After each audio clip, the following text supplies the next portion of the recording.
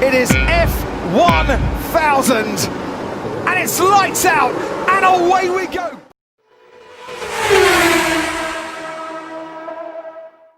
Selamat datang di Obras F1, obrolan santai seputar Formula One. Balik lagi dengan host kesayangan pacar masing-masing. Oh, bukan. Kesayangan orang tua. Iya, Balik lagi dengan soalnya saya jomblo, Angga. Pak. Ya, yes. Balik lagi dengan Angga, sekarang berperan sebagai Adrian Newey, dibantu oleh rekan saya, Sean Gelael, KW. Jangan. Bukan Sanjay KW dong.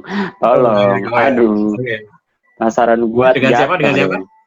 Saya dengan Kaca. Hari ini berperan sebagai mekanik bengkel. Anda ngebahas F1 tapi kemejanya begitu, outfitnya harus yang tidak apa-apa. Ini anggap aja, ini anggap seperti US F1.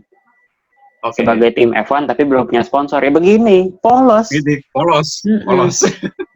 McLaren kalau nggak punya McLaren itu kalau nggak punya sponsor begini polonya silver udah begini selesai. Iya. Untuk pembahasan materi kita hari ini menindaklanjuti apa yang terjadi Sebastian Vettel ya. Sebastian Vettel out dan akhirnya terungkap juga bahwa Sebastian Vettel akan join ke tim Aston Martin. Gimana nih, Bung Kaca? Pendapat Anda? Apakah ini berita mengejutkan atau memang sudah diduga atau sudah diprediksi sebelumnya? Ya, gimana ya? Gue sih nggak mau bilang tidak mengejutkan ya. Karena kan berita soal Vettel masuk ke Aston Martin itu sudah ramai dibicarakan itu mungkin sejak Agustus atau seingat gue tuh pertengahan Agustus tuh udah ramai itu soal Vettel mau masuk Aston Martin, Vettel nego sama Racing Point bla bla bla. Dan di beberapa kejadian itu kalau seingat gue di Silverstone itu si Vettel kan ke gap elbow bumping sama si Lawrence Stroll apa Otmar Szafnauer ya lupa gue, tapi pokoknya dia jadi ketangkap kamera sedang interaksi sedang elbow bumping sama dia. Terus di balapan mana lagi ya, si Vettel itu juga ketahuan satu mobil sama Otmar Szafnauer dan makanya media rame kan bahwa wah ini Vettel bakalan balik ke Racing Point, bakalan masuk Racing Point, ini bakalan masuk Aston Martin lah bla bla bla, ramai lah. Dan maksudnya ternyata rumornya itu benar kan, bahwa si Vettel itu masuk ke Racing Point, Aston Martin. Anjrit, nih tim kebanyakan nama sih, sering ketuker. Ya jadi dan yang gue suka dari pengumuman deal ini, kenapa harus di Mugello gitu? Kenapa pengumuman ini harus diumumkan saat Ferrari sedang merayakan balapan ke-1000? Harusnya kan spotlight ada di mereka ya. Spotlight itu harus ada di Ferrari lah yang merayakan punya event besar. Terus tiba-tiba Vettel dan Aston Martin dengan, gue boleh bilang licik sih, bukan licik sih, tapi kayak kurang ajar gitu loh. Kurang ajar bikin statement, bikin pengumuman yang cukup besar sehingga perhatian itu teralih dari yang tadinya ke Ferrari semua, akhirnya teralih ke deal antara Vettel dan Aston Martin gitu. Kalau gue bilang gue sih menyambut baik sih dengan adanya Vettel ini masuk ke Aston Martin. Terutama kita lihat performa mobil Racing Point tahun ini kan oke lah, cukup bagus gitu. Jadi bisa dibawa ke tahun depan. Sudah bisa jadi penantang Mercedes sih, meskipun kedua pembalapnya memang belum bisa menyamakan level dari pembalap-pembalap Mercedes. Betul. Dan ini tidak lepas, masuknya Vettel tentunya tidak lepas dari outnya Sergio Perez. Padahal Perez itu pembalap bagus loh, kalau menurut gue. Betul, konsisten. Cuman nasibnya tidak pernah bagus berada di tim yang selalu di papan tengah, papan bawah, papan tengah lagi. dulu pernah di Sauber, balik lagi ke Force India, Sauber lagi, sempat McLaren juga, cuma semusim nggak salah. 2014 2014 ya. 2014 betul. 2014, Jadi setelah Sauber dia masuk McLaren, baru dia masuk Force India. Force India sempat ke Sauber lagi. Enggak dong. Sekarang Enggak pernah ke Sauber lagi dong. Setelah dia dari Force India itu continue tuh. Berapa tahun berarti? 2015 ke 2020. Kan sempat jadi nominasi apa namanya? Tim jadi kerjasama antara driver dan tim paling lama. Enggak, Sauber nggak pernah balik. Seingat gue nggak pernah balik lagi sih. Yang waktu dia sempat di Malaysia itu, yang hampir ngejar Alonso tahun berapa itu? 2012 tuh, Sepang 2012 itu. Tahun 2012 ya? Sepang 2012. Oh ya, 2011. Sorry. Nih gue lihat dari Wikipedia ya. 2011 sampai 2020 di Sauber. Betul. Kemudian di McLaren 2013. Oh iya, 2013 ya. Di Force India. Oke, iya benar, berarti nggak balik ke Sauber ya. Yeah. Benar. Oke. Itu koreksi ya. Oke. Padahal Perez tuh bagus loh menurut gue ya. Tapi karena nasib aja sih. Karena kan dia bergabung dengan Racing Point yang notabene milik si bapaknya Lance. Jadi otomatis sih nggak mungkin mendepak anaknya sendiri kan. Iya. Otomatis sih apa mungkin dia dikorbankan atau kontraknya sudah habis atau gimana? Enggak. Gue lebih suka kata dikorbankan sih. Kayak maksud gue, Perez itu bener-bener, gue bilang overachiever. Sebagai driver itu dia overachiever lah. Dia bisa memaksimalkan mobilnya yang sebenarnya bukan dia masuk McLaren juga bukan saat McLaren lagi bagus. Maksudnya bukan saat top tier-nya lah. Nah, dan dia masuk ke Sauber dan Force India pun dia bisa masuk podium dan dia bisa memaksimalkan mobil apapun yang dikasih. Dia bisa fight lah dengan mobil apapun gitu. Dan betul, gue rada kasihan sama Perez karena satu, Perez itu sebenarnya masih punya kontrak sampai 2022. Dan kedua, yang membuat Force India itu selamat dan akhirnya menjadi Racing Point itu Perez. Perez itu mengajukan, dalam tanda kutip lah ya, dia mengajukan Force India untuk bangkrut. Lalu gue lupa ini benar apa enggak, tapi setahu gue Perez itu sampai diutangin oleh Force India. Jadi untuk bayar gaji karyawannya selama masa transisi dari pas Force India itu diumumin dijual masuk administrasi dan dibeli oleh Lawrence Stroll itu. Jadi karyawan itu digaji pakai uang pribadi Perez. Kan gokil ya. Maksud gue sebegitu berkorbannya Perez untuk timnya gitu. Dan akhirnya malah seperti ini. Dan sebenarnya dari segi sponsor juga Perez itu kuat. Duitnya kencang sebenarnya si Perez itu dari Telmex. Telmex itu kan yang punya tuh Carlos Slim. Kalau nggak salah orang terkaya kelima dan orang terkaya di Meksiko. Gitu. Jadi sebenarnya makanya gue bilang rada kasihan, bener-bener pure bad luck lah sih asli. Iya, bener bad luck. Sayang lah. Oke. Ya berarti Perez itu sebenarnya pembalap bagus, di tim yang bagus, tapi di saat yang salah sih dia. Betul. Gitu. Yes. Iya, bener kan? Dan betul, setuju gue.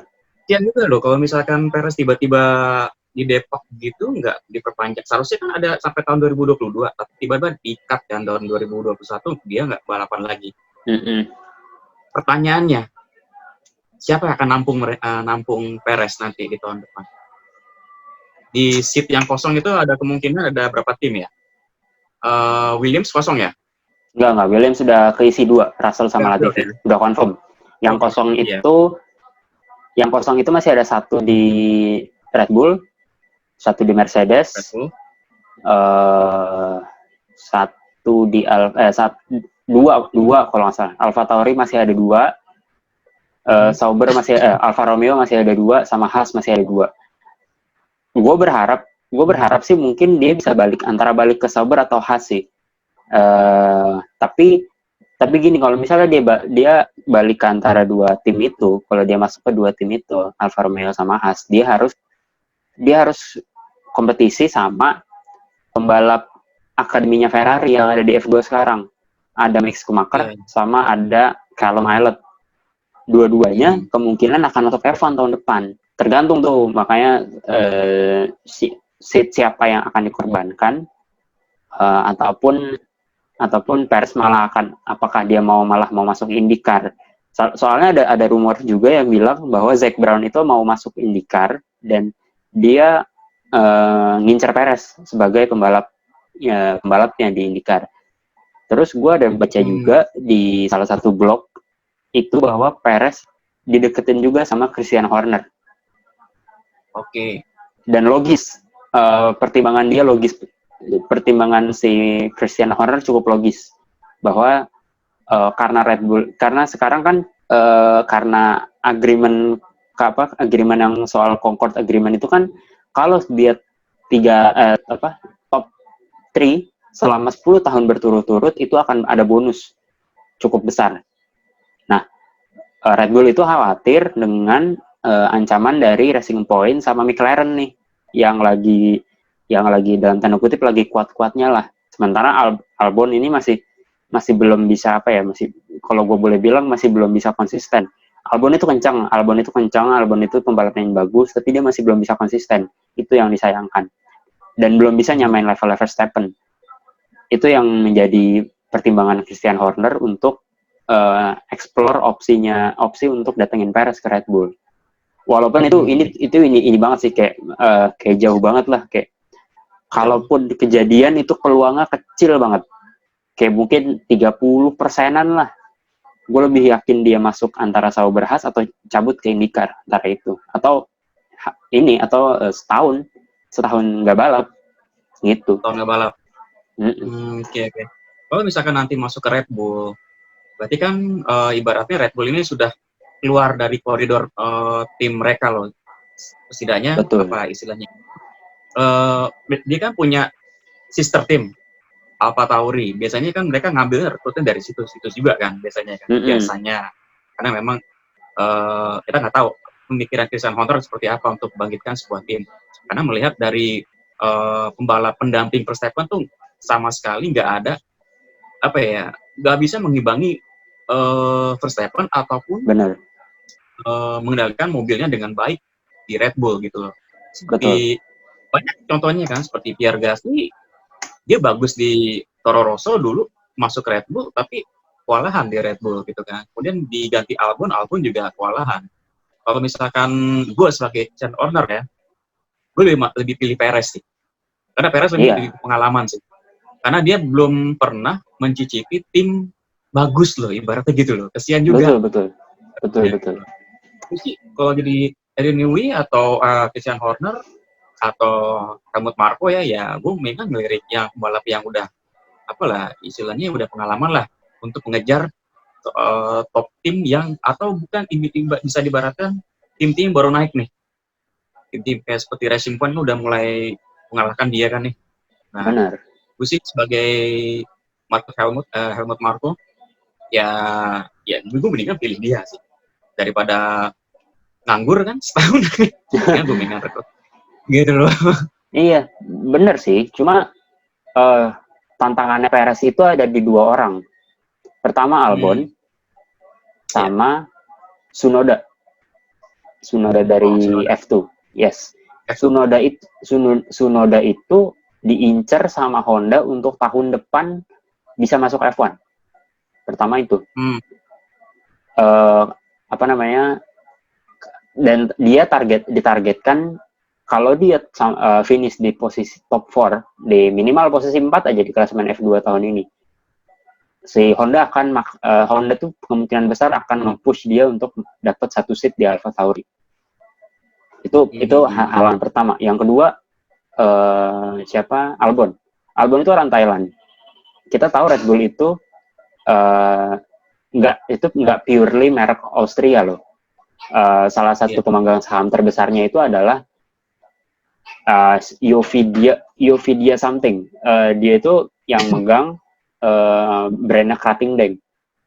Which is sebenarnya Krating Deng sama Red Bull sama. Cuma Red Bull itu dibikin untuk pasar Eropa, Krating Deng dibikin untuk pasar Asia. Gue sih punya feeling bahwa Albon akan ditahan abis-abisan, akan di backup abis-abisan karena sesama Thailand gitu. Iya. Dan jadi kalau misalnya Perez masuk, Albon kan harus turun dong. Albon turun. Misalnya Albon turun, berarti kan di AlphaTauri berarti ada empat pilihan driver nih. Ada Tsunoda, ada Kvyat, ada Gasly, ada Albon. Kvyat gue yakin kemungkinan akan ditendang lah karena dia nggak perform. Gasly akan dipertahankan. Nah, tinggal ini kita punya 3 driver yang ngerebutin 2 seat. Bingung nggak lu?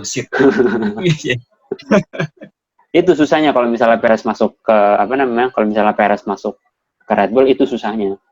Makanya itu agak jauh. Gue nggak terlalu yakin lah kalau soal itu. Sementara kalau dia ke Haas masih peluangnya masih gede karena kan Haas itu kan ada Magnussen sama Grosjean. Kalaupun satu orang dari Ferrari masuk ke Haas, berarti kan masih ada 1 seat lagi kosong. Iya, betul. Gitu. Oke, kalau Alfa Romeo, berarti yang tetap pertahankan Kimi Räikkönen kan? Gini, siapa yang dipertahankan akan tergantung Kimi Räikkönen keputusannya mau pensiun atau enggak. Yang gue baca, Räikkönen itu diharapkan akan jadi mentor buat Mick. Ya. Oke. Tapi, balik lagi. Räikkönen mau apa enggak? Kalau Räikkönen masih memutuskan untuk bertahan, berarti seatnya Giovinazzi yang akan kasih ke Mick. Tapi kalau misalnya ternyata Kimi Räikkönen bilang, gue mau pensiun, bla bla bla, besar kemungkinan duetnya itu Gio sama Mick, betul. Ya. Nah, ini Vettel masuk ke Aston Martin, which is gue bilang sih good. Cuman kalau dari sisi lu gimana? Apakah hubungan antara Vettel dan Aston Martin ini akan masing-masing punya benefit atau malah kayak cuma Vettel ngabisin masa tua sisa lah waktunya, atau sisa waktunya apa gimana? Menurut lu gimana? Sebenarnya sih Vettel itu kesempatan bagus ya untuk bergabung di Aston Martin karena ngelihat formanya sekarang Aston Martin Racing Point untuk nama sekarang ini memang lihat bagus. Kita lihat untuk tahun depan karena memang Vettel sejauh yang gue tahu ya semenjak dia gabung ke tim barunya memang ibaratnya dia berjuang dari awal semenjak seperti gabung dengan Ferrari kan Ferrari lagi sulit-sulitnya tuh waktu itu. Tapi dia bisa ibaratnya harus adaptasi lagi lah. Ibaratnya harus adaptasi lagi dengan lingkungan yang baru, dengan kru yang baru, dengan mobilnya spek yang baru, dan tentunya karena Aston Martin itu kan mesinnya Mercedes tahun depan ya. Tetap Mercedes atau ganti? Iya, tetap Mercedes. Kan? Nah ini untuk cas besar juga sih. Ibaratnya Vettel ingin nambah gelar, ibaratnya gitu kan. Yes. Nah melihat dari kondisi Racing Point yang sekarang ini, ya Vettel kan udah jenuh ibaratnya kan bersama Ferrari yang tahun ini udah ibaratnya sudah mulai down lah ibaratnya. Sudah mulai down. Tahun kemarin juga dia kalah dengan timnya rekan timnya sendiri. Sekarang tambah lagi dia tendang. Ibaratnya ya ini adalah peluang bagus lah buat Vettel ya buat nambah pundi-pundi juara. Jadi kita tahun depan nggak bosan ngelihat Hamilton lagi. Sering ngeliat Hamilton, nanti kita akan melihat warna hijau ya, hijau warna apa sih Aston Martin tahun depan? Hijau. Dia udah confirm bahwa tahun depan warnanya akan hijau. British Racing Green. Racing Green ya. Kayak warnanya Lotus, kayak warna Lotus jadul. Lotus Caterham. Warnanya Caterham. Enggak. Lotus. Enggak, gue nggak studi bandingin dia sama Caterham, enggak, gue nggak studi. Lotus asli. Lotus asli berarti yang sponsornya Green Leaf ya? Colin Chapman, gue lupa sponsor, tapi Lotusnya Colin Chapman. Ya, minimal kita bisa melihat Vettel naik podium lagi lah untuk tahun ini kan dia nggak ada di podium sama sekali ataupun di top ya top 5 dia nggak kelihatan kadang-kadang. Enggak, top 5 Paling enggak, top sama 10 lah. sekali enggak. Top 10 juga itu untung-untungan. Ya, Untung-untungan. ibaratnya ya minimal ada pembalap favorit gue lah masih bertahan Vettel meskipun bukan berbaju merah lagi gitu loh. Ya Iya. kita lihat aja tahun depan. Itu aja sih. Kalau lo gimana? Ada pendapat khusus tentang Vettel yang nanti tahun depan akan bergabung ke Aston Martin gimana? Ya, Kayak kita ada kesulitan apa gitu, mungkin adaptasi kayak gue tadi bilang. Karena tapi Vettel sih emang tipikal pembalap yang cepat belajar sih. benar. Gue ngikut dia itu waktu gabung di Sauber, test drive, BMW waktu itu Sauber. test drivernya. Enggak, sebelumnya 2004 itu dia BMW Williams sebagai test drive. Dia pecah kongsi. I see. Iya, jadi kan dia di bawaannya BMW. Sebenarnya si Vettel itu bawa Iya BMW. betul, dia bawaannya BMW benar. Test drivernya, kemudian pecah kongsi, dia join bersama BMW Sauber. Di Sauber di Annapolis waktu itu. Tahun berapa ya gue lupa juga. Nah, itu dia 2005. bagus tuh. 2005 ya. Kemudian 2005 pindah ke yang dia Toro debut. Rosso juga penampilannya luar biasa di Monza 2008. Sebenarnya 2007 sempat bisa naik podium sih, asalkan dia nggak mengalami kecelakaan sih. Waktu itu di sirkuit Fuji. Ingat nggak? Gua agak lupa tuh. Nah, sebenarnya Vettel tuh bagus, cuman ya dia hanya membutuhkan mobil yang mumpuni aja sih untuk bisa juara, gitu aja sih. Karena kan selama ini kan Vettel itu berjuang ibaratnya dengan mobil apa adanya. Jadi nggak ibaratnya apa adanya, ya bener apa adanya, ya power gak ada, Ferrari kayak gini gimana? Apa adanya. Jadi ibaratnya ya gitu deh. Ya Vettel harus untuk masuk ke tangga juara ya Vettel harus memiliki mobil yang mumpuni lah untuk bisa bersaing dengan Hamilton lagi, atau mungkin tahun depan bisa jadi pesaing utamanya Hamilton lagi. Daripada Hamilton nambah gelar juara dunia gitu kan, mendingan Vettel nambah juara dunia. atau mungkin juga Aston Martin jadi juara konstruktor atau gimana gitu kan, jadi tim kejutan juga sih. Kalau dari lo sendiri gimana tentang Vettel, tentang Aston Martin? Iya, tadi gue koreksi, ternyata Vettel itu race debutnya tahun 2007 di US, bukan 2005, salah. Ya 2007. Dan benar tadi di Fuji dia ada Fuji itu sempat mau podium di 2006, 2007. Iya, mau podium. Fuji 2007. Nangis kan? Betul. Nangis, ya. Jadi ya lumayan podium ini, gua nggak ini juga, tidak heran juga, namanya mau podium tiba-tiba gagal ya dengan umur semuda itu pantaslah nangis. Dan kayak Vettel gua masuk Aston Martin tuh gue pikir akan jadi benefit buat kedua pihak. Di satu sisi buat Vettel itu Racing Point itu bisa jadi kayak lingkungan baru buat Vettel yang ya lu boleh bilang waktu dia di Ferrari 2 tahun terakhir udah nggak bagus lah, mulai dari masalah mobil atau masalah hubungan dengan rekan setimnya, atau ya pokoknya mungkin sudah bukan dalam kondisi terbaik lah gitu. Nah terus di Aston Martin ini yang notabene kan dia long term projectnya Stroll. Jadi dia bisa jadi figur dalam tanda kutip figur pemimpin buat Aston Martin, karena si Lawrence Stroll sendiri itu ambisius. Dia minta Aston Martin itu bisa langsung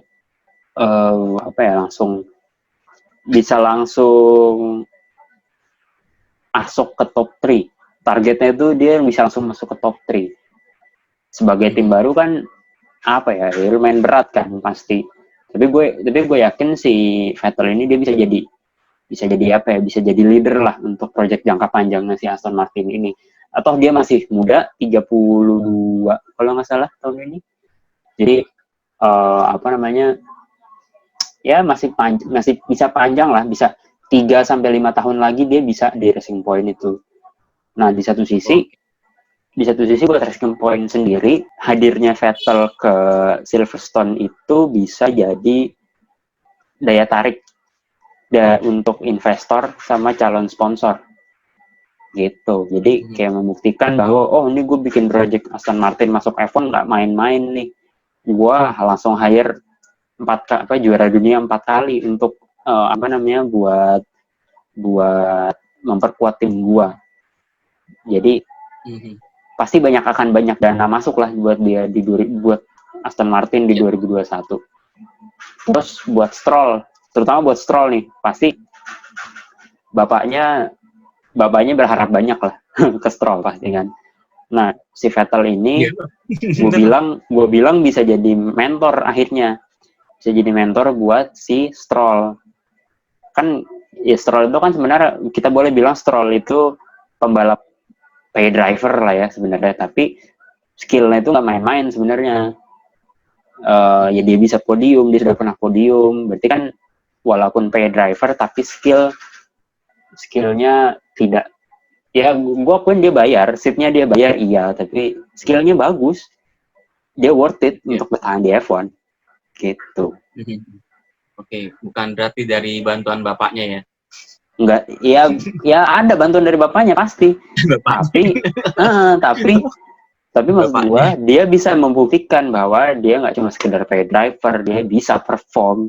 Begitu dikasih mobil yang bagus, dia bisa perform gitu. Buntu. Oh iya, sorry, maaf, gue potong. Sebenarnya yang menarik itu adalah salah satu Vettel ke Aston Martin. Aston Martin itu kan keluarganya Mercedes. Mercedes itu punya saham di di Aston Martin sekian persen, gue lupa seberapa banyak. Nah ini yang gue anggap menarik adalah Hamilton ini kan masih belum masih belum tanda tangan kontrak loh buat 2021. Yang gue expect adalah Hamilton mungkin akan bertahan tapi hanya setahun. Mungkin cuma bertahan sampai 2021. Begitu 2022 dia akan cabut. Itu prediksi gue, tapi itu baru prediksi gue, nggak tahu benar apa nggak, tapi itu kayak prediksi doang. Nah, untuk jaga-jaga seatnya Hamilton kosong, daripada dia naikin Russell yang belum proven. Russell ini kan di Williams, oke, dia bagus, tapi takutnya kayak kasusnya Gasly, begitu naik ke tim besar turun performanya karena pressure. Nah, yang gue baca adalah Vettel ini akan jadi serep. Kalau Hamilton sampai memutuskan pensiun mungkin di 2022, Vettel akan ditarik ke Mercedes. Russell mungkin akan ditarik juga ke Mercedes tapi sebagai pembalap kedua. Bottas mungkin yang akan mungkin Bottas yang akan di swap. Nggak tahu apakah Bottas akan balik Williams atau bagaimana, semua itu masalah nanti lah. Tapi itu yang gue prediksi, dan beberapa jurnalis juga nulis soal ini, soal kemungkinan Vettel akan masuk ke Mercedes, which is gila sih gue bilang. Tapi ya F1 itu yang unpredictable, balik lagi, jadi apapun bisa terjadi di F1. Ya Vettel aja bisa, Aston Martin. Iya, tapi kalau misalkan Vettel jadi ke Mercedes, berarti ini bener dong yang rumor kedekatan dia dengan Toto Wolff. Kan sempat tuh. Nah, iya. Kan sempat ada foto bareng Vettel dengan Toto Wolff kan. Cuma Toto Wolff kayak tudung gitu, kayak Darth Sidious. Kayaknya misteri banget gitu kan. Nih ngobrol apa gitu. Gue pikir betul. Vettel bakal Mercedes. Iya. Gantiin Hamilton. Makanya itu akan ada peluang untuk itu kejadian. Makanya itu yang bikin menarik. Dan Mercedes itu bilang terang-terangan bahwa dia mau ada pembalap Jerman di skuad dia. Ya, betul. Kalau kemarin kan yang tahun 2012 pas debut kan, 2010 ya? Mercedes 2010. Tahun berapa sih? 2010. Pembalapnya kan Jerman dua-duanya tuh, Nico Rosberg sama Michael Schumacher. Nah, daripada nanti pembalap Jerman tapi mobilnya Jerman tapi pembalapnya Inggris, mendingan Jerman kan?